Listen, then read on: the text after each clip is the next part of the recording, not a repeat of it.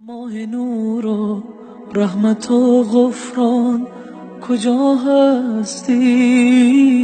بیا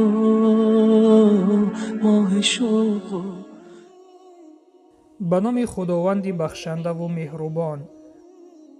از علی خداوند از او راضی باد روایت است که پیامبر صلی الله علیه و سلم فرمودند در جنت خانه های است که بیرونی آنها از داخل و درون آنها از بیرون دیده می شوند. این خانه ها را خداوند برای کسانی آماده نموده است که در راه خدا طعام بدهد، سخنی نرم گوید و شبانه در حالی که مردم خوابند نماز بخواند. روایت احمد ابن حبان و بیهقی. رمضان أهلا بك رمضان نرقى بك رمضان. علما در شرح این حدیث می گویند سخاوتمندان شخصانی که به محتاجان و کمبغلان یاری می رسانند و کسانی که نرم سخن می گویند و خوش‌معامله هستند و کسانی که بعد روزه ماه رمضان روزه نافله می گیرند و شبانگاه با عبادت خدا مشغولند در بهشت مقام و درجه خاصی دارند.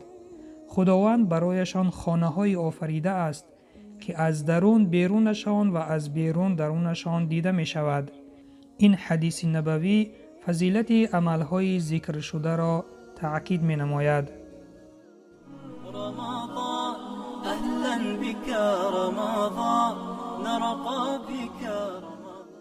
از مضمون حدیث به ما معلوم گشت که پیامبر صلی الله علیه و سلم ما را به این عملها تشویق و ترغیب می کنند تا که ما سخاوتمند باشیم و خوش‌معامله باشیم و بعد از ماه شریف رمضان روزه های نفل بداریم و شبها را با عبادت گذرانیم که همه این عملها سبب می شود که خداوند به ما درجه خاص می دهد و انشاءالله برای ما خانه های را آماده می کند که هیچ چشم آن را ندیده است.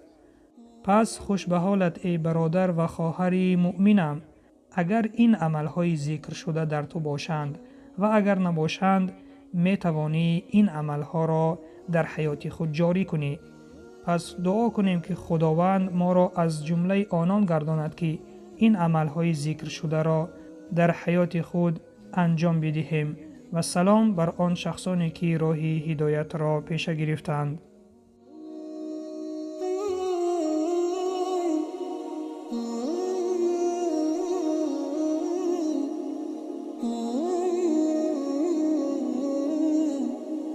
Mm-hmm.